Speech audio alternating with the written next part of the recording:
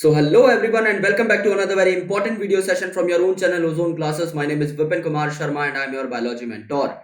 In this particular video we are going to talk about the structure and functions of nucleus. We know very well कि nucleus को brain of cell भी कहा जाता है, यानी आपके सेल का दिमाग है। आपके सेल के अंदर जो भी फंक्शंस होते हैं उन सबको कंट्रोल करने का काम किसका है? न्यूक्लियस का। तो आज हम जानेंगे अबाउट दिस न्यूक्लियस, आज हम जानेंगे अबाउट द न्यूक्लियर एनवेलप और आज हम जानेंगे about the nucleolus which is present in the nuclear matrix.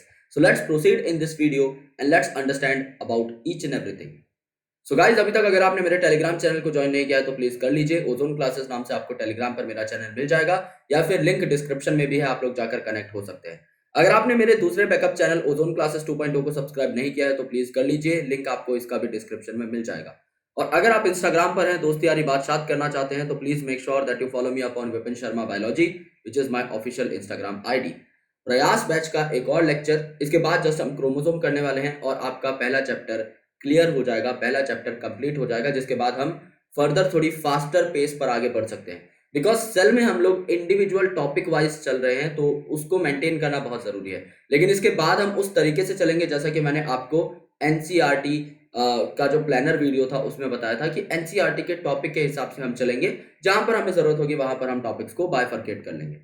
Right, so nucleus के बारे में पढ़ते हैं, but before going into the deep analysis of nucleus let's talk about its structure in detail. और लास्ट दो वीडियोस में जब मैंने हाथ से स्ट्रक्चर बनाए तो स्टूडेंट्स को काफी अच्छा लगा वो फॉर्मेट, तो मैंने सोचा कि मैं अपने हाथ से ही स्ट्रक्चर बनाकर आपको बताऊं कि एक्चुअल में कैसा दिखता है आपका न्यूक्लियस। जो न्यूक्लियस है ये आपका राउंड और आपका डेंस स्ट्रक्चर है। तो यहां पर हम एक मेम्ब्रेन बना लेते हैं। Let's say this is the inner membrane of nucleus.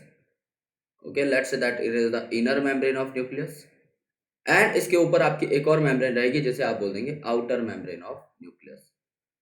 Okay, जिसे आप आउटर मेम्ब्रेन या फिर आउटर एनवेलप बोल सकते हैं।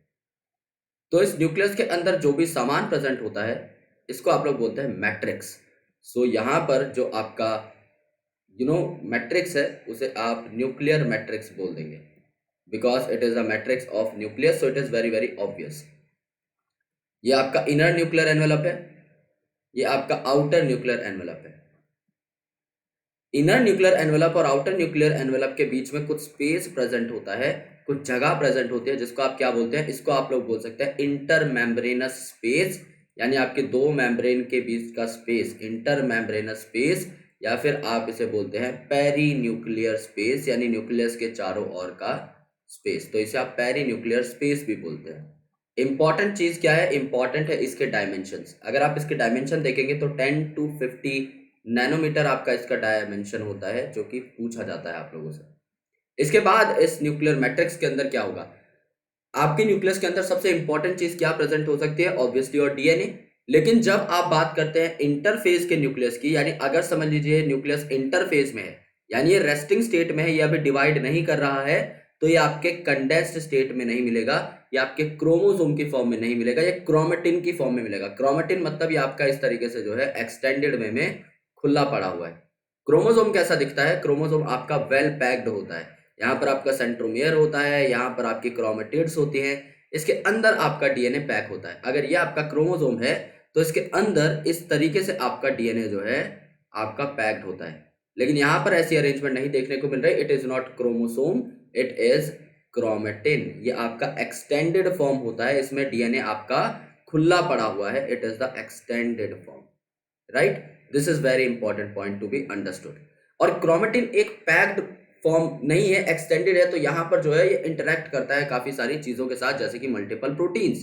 तो यहाँ पर अगर ये डीएनए है तो डीएनए के साथ साथ यहाँ पे कुछ आपको एसोसिएटेड प्रोटीन्स भी मिलेंगे, आपको कुछ एसोसिएटेड आरएनएस भी मिलेंगे। सो क्रोमेटिन क्या होता है? Chromatin is not only DNA.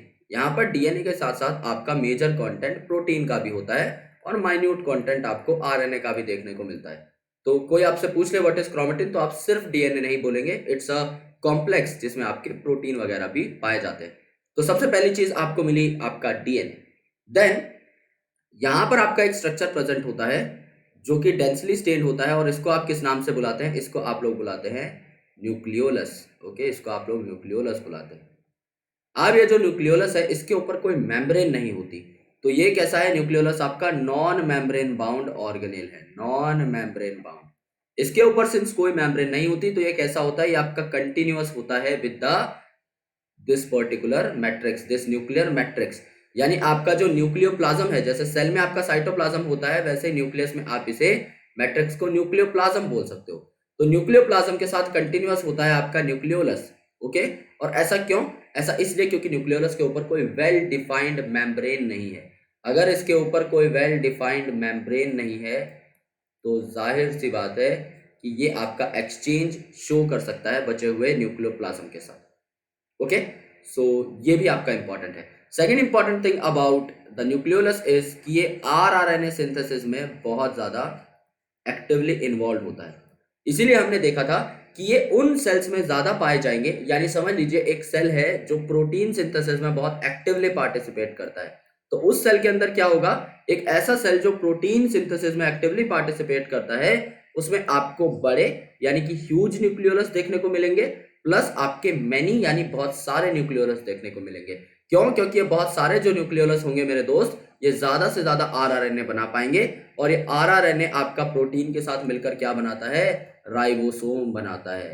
तो जिन सेल्स में आपकी प्रोटीन की ज्यादा जरूरत है उनमें ज्यादा राइबोसोम भी होने चाहिए, because ribosomes are the protein factory, right. तो ज्यादा अगर आपको प्रोटीन बनाना है तो ज्यादा राइबोसोम भी चाहिए, और ज्यादा राइबोसोम चाहिए तो ज्यादा आरआरएनए चाहिए, जो कि आगे चल के राइबोसोम बनाएगा। सो अल्टीमेटली आपके उनमें क्या होते हैं, ज्यादा न्यूक्लियोलस और बड़े न्यूक्लियोलस प्रेजेंट होते हैं।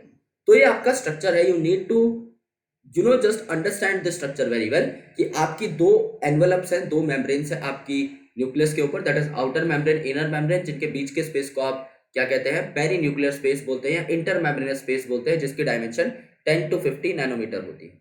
न्यूक्लियस के अंदर आपकी ये वाला जो पार्ट है, ये वाला आपका मैट्रिक्स पार्ट है। ओके, न्यूक्लियस की मैट्रिक्स है। इसके बाद यहाँ पर आपका डीएनए प्रेजेंट रहता है, डीएनए के बाद यहाँ पर आपका न्यूक्लियोलस प्रेजेंट रहता है। आपका न्यूक्लियर पोर कॉम्प्लेक्स भी जो है यहाँ पर देखने को मिल सकता है, यानी इस मेम्ब्रेन के बीच में पोर्स भी प्रेजेंट होते हैं। वो कैसे प्रेजेंट होते हैं, you need to understand that very very carefully.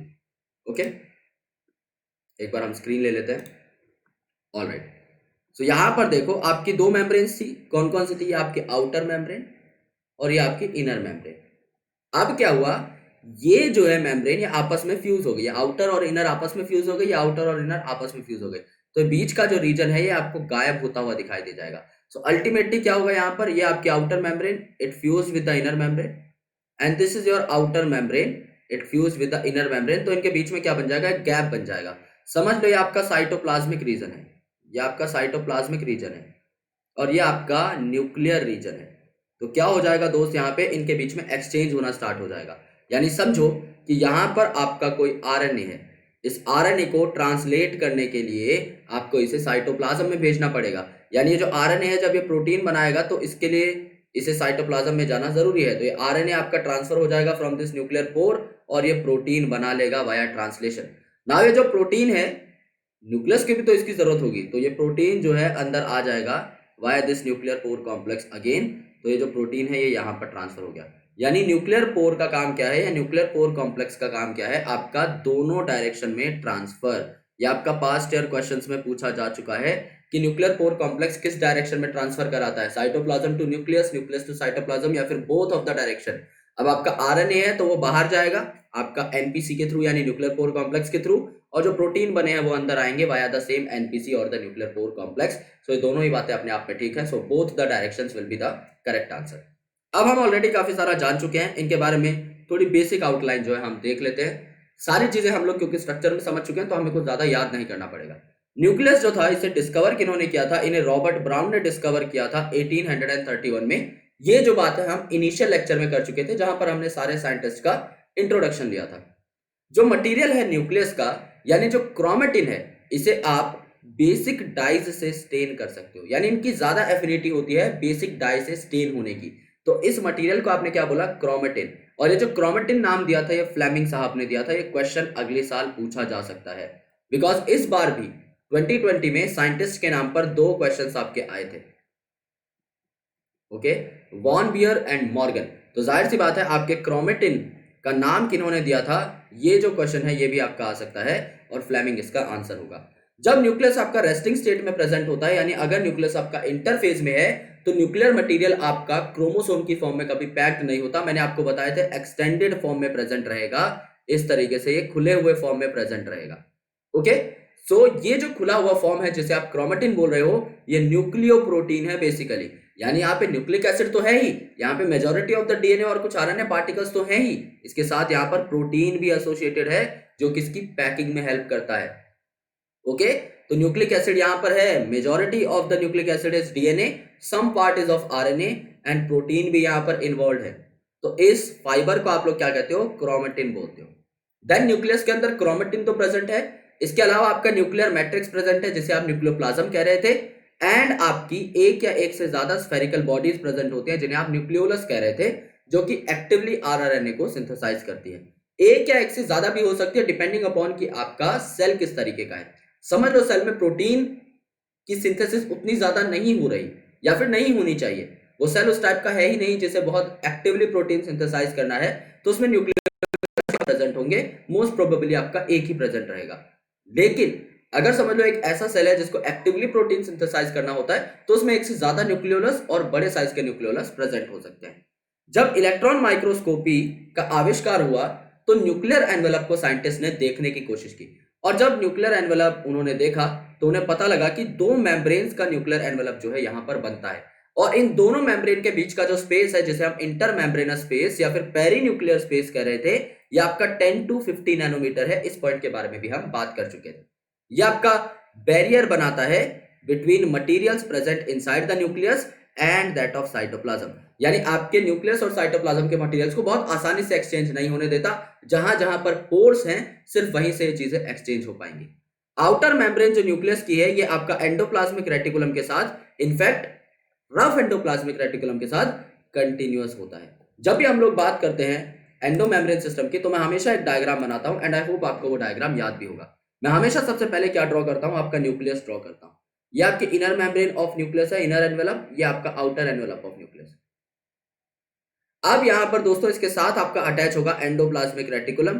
तो मैं हमेशा आपकी जो आउटर मेम्ब्रेन ऑफ न्यूक्लियस है उसके साथ कनेक्टेड वे में बिल्कुल यहां पर कंटिन्यूअस बनाता हूं एंडोप्लाज्मिक रेटिकुलम, जिसके ऊपर आपके राइबोसोम्स बाइंड होते हैं। So what is it, it is RER और रफ एंडोप्लाज्मिक रेटिकुलम। इसके बाद यहां पर नीचे आपको गोल्जी कॉम्प्लेक्स देखने को मिल जाता है, और उसके बाद आपको लाइसोसोम और वैक्यूल भी देखने को मिल जाते हैं। ये आपका टोटल जो स्ट्रक्चर है वो यहाँ पर हो जाता है। ओके, सो एंडोमेम्ब्रेनस सिस्टम में चार चीजें थी। पहली आपकी एंडोप्लाज्मिक रेटिकुलम, दूसरा आपका गोल्जी कॉम्प्लेक्स, तीसरा आपका लाइसोसोम एंड चौथा आपका वैक्यूल। तो ये चारों चीजें हम जब भी डिपिक्ट करते थे, हम इस तरीके से डिपिक्ट करते थे। यहाँ पर आपको साफ साफ पता लग रहा है कि ये जो चीज है रफ एंडोप्लाज्मिक रेटिकुलम, ये आपकी अटैच्ड है, ये आपकी डायरेक्ट कनेक्शन में है किसके साथ, outer envelope of the nucleus के साथ। ऑलराइट, चलिए, तो ये वाली बात आपकी आई होप क्लियर हो गई होगी। Now at number of places the nuclear envelope is interrupted by minute pores which are formed by the fusion of two membranes। यानी जब आउटर मेम्ब्रेन और इनर मेम्ब्रेन जो पैरेलली जा रही थी, जब फ्यूज कर जाती है दोनों एंड पे, तो बीच में कुछ गैप रह जाता है जिसे आप क्या बोलते हैं, न्यूक्लियर पोर बोलते हैं। और ये न्यूक्लियर पोर क्या है, ये पैसेजेस हैं आपके ट्रांसपोर्ट के लिए, आरएनए के भी और प्रोटीन के भी। यानी न्यूक्लियस से आपका आरएनए साइटोसोल में जा सकता है, और साइटोसोल से बना हुआ प्रोटीन आपके अंदर आ सकता है न्यूक्लियस के अंदर। तो बोथ द डायरेक्शंस में ये क्या करता है, आपका ट्रांसपोर्ट कराता है। नाउ न्यूक्लियर मैट्रिक्स या फिर जो न्यूक्लियोप्लाज्म है, इसमें न्यूक्लियोलस भी होगा और क्रोमेटिन भी होगा, ये बात आपकी हो चुकी थी। So this is also very important.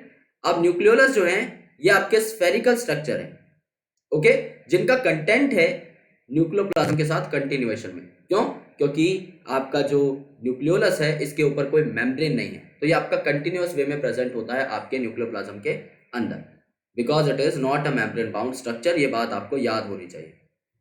Okay, it is a site of active ribosomal rRNA synthesis. जैसा हमने बताया ये आरआरएनए की सिंथेसिस में हेल्प करता है, और ये आरआरएनए आगे चल के क्या बनाता है, राइबोसोमल सब यूनिट्स बनाता है। तो जहां पे आपका प्रोटीन सिंथेसिस की ज्यादा जरूरत होगी, वहां पे आपके ज्यादा न्यूक्लियोलस की भी जरूरत होगी, बिकॉज राइबोसोम बनाने के लिए जो मेन रॉ मटेरियल चाहिए वो आपको कहां से मिलेगा, न्यूक्लियोलस से मिलेगा, दैट इज आरआरएनए। अब देखो, जो इंटरफेज न्यूक्लियस है इसमें आपका क्रोमेटिन की फॉर्म में जेनेटिक मटेरियल प्रेजेंट रहता है, लेकिन जब आप अलग अलग स्टेजेस ऑफ सेल डिवीजन देखोगे तो आपको पता लगेगा कि न्यूक्लियस के अंदर जो क्रोमेटिन का बिहेवियर है ये चेंज हो रहा है। जैसे कि जब आप बात करते हो डिवीजन की, जब आप बात करते हो सेल डिवीजन की, तो अलग अलग फेजेस आते हैं उसके अंदर, that is prophase, metaphase, anaphase, telophase. तो क्या होता है, आपका जो क्रोमेटिन है जो बिल्कुल खुला पड़ा हुआ है ये पैक होना स्टार्ट हो जाता है। समझ लो ये मेरे पास ईयरफोन है, ओके, ये जो है इट इज क्रोमेटिन, क्योंकि एक्सटेंडेड है, ये पूरा खुला हुआ है, इट इज वेरी एक्सटेंडेड, तो ये ज्यादा स्पेस एक्वायर करता है। अब क्या किया मैंने, अब इसे मैंने पैक करना स्टार्ट कर दिया। Now I have started the chromosomal condensation. तो क्रोमोसोम मेरा कंडेंस हो जाएगा और ये इतनी छोटी सी प्लेस में क्या होगा, बिल्कुल हाईली कंडेंस्ड वे में प्रेजेंट हो जाएगा। So this is my condensed chromosome. Okay, तो ये अब क्रोमेटिन नहीं रहा, ये क्या हो गया, ये क्रोमोसोम हो गया। ओके, तो आपके स्ट्रक्चर्ड क्रोमोसोम जो है आपको सेल डिवीजन के दौरान देखने को मिल जाते हैं। क्रोमेटिन में क्या होता है, डीएनए और आपके कुछ बेसिक प्रोटीन्स होते हैं जिन्हें आप हिस्टोन प्रोटीन्स बोलते हो। और ये बेसिक प्रोटीन क्यों होते हैं, क्योंकि ये बने होते हैं बेसिक अमीनो एसिड के, जैसे कि लाइसिन और आपका आर्जिनिन। ओके, लाइसिन और आर्जिनिन। ऑलराइट, सो ये जो लाइसिन आर्जिनिन है ये आपके हिस्टोन नाम के बेसिक प्रोटीन बनाते हैं जो कि डीएनए के पैकेजिंग में काम आते हैं। तो इसमें एक ऑक्टामर होता है, यानी 8 सब यूनिट का एक बहुत ही बड़ा स्ट्रक्चर। इसको मैं आपको बनाकर दिखा देता हूं so that you can understand it in a very better way. तो यहां पर क्या होता है मेरे दोस्त, जब आप डीएनए को पैक करते हो तो डीएनए कैसा है, डीएनए आपका नेगेटिवली चार्ज है, डीएनए पे आपका नेगेटिव चार्ज है। क्यों, because it is a nucleotide, यानी इसके ऊपर फॉस्फेट मॉलिक्यूल है, तो ये आपका नेगेटिव चार्ज इंपार्ट करते हैं डीएनए के ऊपर। ऑलराइट, लेकिन जो आपका हिस्टोन है, ये जो प्रोटीन है, ये कैसा होगा, ये आपका लाइसिन और आर्जिनिन का बना हुआ है। लाइसिन और आर्जिनिन आपके बेसिक अमीनो एसिड है, और इन्हें बेसिक अमीनो एसिड क्यों बोला गया, क्योंकि इनके ऊपर एक्स्ट्रा NH3 पॉजिटिव ग्रुप है। तो ये कैसे होगा, ये पॉजिटिवली चार्ज हो गए। ओके, ये पॉजिटिवली चार्ज हो गए। ओके, ये पॉजिटिवली चार्ज हो गए आपके। तो यहां पर क्या होगा मेरे दोस्त, आपका हिस्टोन ऑक्टामर के फॉर्म में प्रेजेंट रहता है। ऑक्टामर मतलब यहां पर 8 सब यूनिट्स प्रेजेंट होंगी हिस्टोन की। ऑक्टा का मतलब होता है 8, तो 8 सब यूनिट यहां पर जुड़कर एक ऑक्टामर बनाएंगे। और इस ऑक्टामर में अलग अलग टाइप की सब यूनिट्स होती हैं, जैसे H2A, H2B, H3 and H4। तो समझ लीजिए H2A इस तरीके से जुड़ी, ये H2A है 2, तो 2 H2A हो गई। ओके, इसके अलावा समझ लो कि 2 आपकी H2B हो गई, 2 H2B हो गई। इसके अलावा 2 आपकी H3 हो गई, 2 H3 हो गई। और इसके अलावा 2 आपकी H4 हो गई, 2 आपकी H4 हो गई। तो टोटल कितनी यूनिट्स हो गई, 2 2 2 2, 4 dimers is equal to 8 units. इसे आप बोलते हैं ऑक्टामर। तो 8 यूनिट हो गई, और ये बेसिक अमीनो एसिड की बनी है, तो ये कैसी हैं, पॉजिटिवली चार्ज। तो इसके चारों ओर लिपट जाएगा कौन आकर, आपका डीएनए आकर लिपट जाएगा। तो ये जो नेगेटिवली चार्ज डीएनए है ना, ये इसके चारों ओर इस तरीके से फेरी लगा लेता है, इस तरीके से लिपट जाता है। और इस प्रकार से आपकी पैकेजिंग होती है डीएनए की। जो डीएनए है इसकी ज्यादा से ज्यादा लेंथ को कम से कम एरिया में ऑक्टामर के अराउंड पैक कर दिया जाता है। तो ये जो रेड में मैं दिखा रहा हूं, दिस इज डीएनए। ओके, सो ये बात आपको यहां पर समझनी थी। तो यहां पर क्या हुआ मेरे दोस्त, यहां पर अलग अलग चीजें आपको देखनी है कि जो ऑक्टामर है उसमें 2 यूनिट है H2A की, 2 H2B की, 2 H3 की एंड 2 H4 की। इसके अलावा कुछ नॉन हिस्टोन प्रोटीन्स और आरएनए भी आपका क्रोमेटिन में देखने को मिलता है। ये एनसीईआरटी की लाइन है। कहने का मतलब है क्रोमेटिन में क्या है, डीएनए, थोड़ा सा आरएनए और प्रोटीन। वो प्रोटीन हिस्टोन भी हो सकते हैं और नॉन हिस्टोन भी हो सकते हैं। सिंगल ह्यूमन जो सेल है इसके अंदर 2.2 मीटर लंबा डीएनए प्रेजेंट रहता है, and you can easily calculate it. आप इसे आसानी से कैलकुलेट कर सकते हो। आपको क्या करना है, total number of nitrogenous base humans के अंदर कितने हैं, 6.6 इंटू 10⁻⁹ और 2 नाइट्रोजनस बेस का डिस्टेंस कितना है उनके बीच में, ये है आपका अराउंड 3.4 एंगस्ट्रॉम, यानी 3.4 इंटू 10⁻⁻10 मीटर। जब आप इन दोनों चीजों को मल्टीप्लाई कर दोगे तो 6.6 इंटू 3.4 आपका आ जाएगा अराउंड 2.22 आ जाएगा। ये आपका 22 आ गया। तो मैं इसे 2.2 लिख देता हूं, एक पावर मेरी जो है अभी बाकी है। यहां पर क्या हुआ, 10⁻⁻10 है और यहां पर 9 है, तो एक पावर मेरी बची हुई थी, इसको मैं 10 कर देता हूं, तो ये दोनों पावर्स कट जाएंगी। Answer is going to be 2.2 metre. अगर आप सॉल्व करोगे तो भी आपको ये मिल जाएगा। तो इतना बड़ा डीएनए होता है एक सेल के अंदर, अब सेल का साइज माइक्रोमीटर में है, सेल का साइज माइक्रोमीटर में और उसके अंदर डीएनए आपका 2.2 मीटर, तो इसको ऑब्वियसली क्या करना पड़ेगा, आपको कॉम्पैक्ट करना पड़ेगा, इसे आप क्रोमोसोम के फॉर्म में जो है पैक करके रखते हो। Now let's talk about euchromatin and heterochromatin which is very very important from examination point of view. काफी सारे क्वेश्चंस यहां से जो हैं आपके पूछे जाते हैं। तो यूक्रोमेटिन का मतलब होता है ट्रू क्रोमेटिन, ओके, जो आपका ट्रांसक्रिप्शन शो कर सकता है, एंड हेटेरोक्रोमेटिन मतलब ये आपका ट्रांसक्रिप्शन एक्टिवली शो नहीं करता। तो आपका जो यूक्रोमेटिन है लाइटली स्टेन्ड रीजन है, यानी यहां पर क्या रहता है, यहां पर डीएनए आपका थोड़ा लाइट वे में प्रेजेंट है, ये उतना ज्यादा कंपैक्ट नहीं है, तो यहां पर पैकिंग थोड़ी लूज है, ओके। सो अगर आप यहां पर डायग्राम बनाकर देखना चाहें तो पैकिंग अगर आपकी इस तरीके से थोड़ी लूज है तो ये आपकी यूक्रोमेटिन हुई, लेकिन पैकिंग अगर आपकी ऐसी है तो ये हेटेरोक्रोमेटिन हो गया। तो पैकिंग लूज है मेरे दोस्त, तो यहां पर कोई एंजाइम आकर बाइंड कर सकता है और ये एंजाइम अपना रिएक्शन शो कर सकता है। समझ लो यहां पर कोई ट्रांसक्रिप्शन फैक्टर आकर बाइंड किया तो ये अपना रिएक्शन इनिशिएट करा देगा, ये आरएनए सिंथेसिस को प्रमोट करेगा। लेकिन यहां पर तो जगह ही नहीं है ट्रांसक्रिप्शन फैक्टर के बाइंड करने की, तो ऑलरेडी इतने ज्यादा पैक्ड है कि इस पे कोई स्पेसिफिक पोजीशन पर बाइंड ही नहीं कर सकता। तो सिंस यहां पर कोई ट्रांसक्रिप्शन फैक्टर बाइंड नहीं कर सकता, okay, since it can not be accessed by the transcription factor, ये जगह आपकी हेटेरोक्रोमेटिन जो है ट्रांसक्रिप्शनली इनएक्टिव होती है, क्योंकि ट्रांसक्रिप्शन के लिए जो एंजाइम चाहिए उसको बाइंड करने की यहां पर जगह नहीं मिलेगी, इतने टाइटली पैक्ड है। लेकिन यहां पर आपका लूजली पैक्ड यूक्रोमेटिन में आकर आपका ट्रांसक्रिप्शन फैक्टर बाइंड कर सकता है, ओके। देन देखो present on the major portion of the chromosome except centromeric and telomeric segment, मतलब जो आपका मेन पार्ट है उसमें आपका यूक्रोमेटिन मिलता है, लेकिन आपका जो सेंट्रोमेयर के पास और टीलोमेयर के पास के सेगमेंट है यहां आपको हेटेरोक्रोमेटिन मिलता है। ये मैं आपको अलग से एक डायग्राम में डिनोट करके दिखा दूंगा। क्रॉसिंग ओवर आपकी ज्यादा कॉमन होती है यूक्रोमेटिन में, जबकि क्रॉसिंग ओवर इनहिबिट हो जाती है आपके हेटेरोक्रोमेटिन में। क्यों? क्योंकि इतनी ज्यादा पैक्ड हैं, इतने ज्यादा टाइटली पैक्ड हैं कि इनमें बहुत ज्यादा अच्छे तरीके से जो है सेपरेशन नहीं हो पाती और ये क्रॉसिंग ओवर नहीं कर पाते। Now let's talk about all these things with the help of a diagram. अब हम इसको एक बार एक डायग्राम के हेल्प से देख लेते हैं।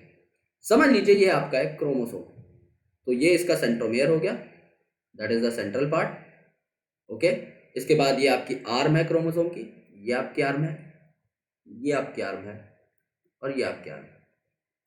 अब देखो यहां पर आपका डेंसली पैक्ड डीएनए कहां प्रेजेंट रहेगा, आपका बिल्कुल डेंसली पैक्ड डीएनए प्रेजेंट रहेगा यहां पर, ओके, बिल्कुल टाइटली पैक्ड है।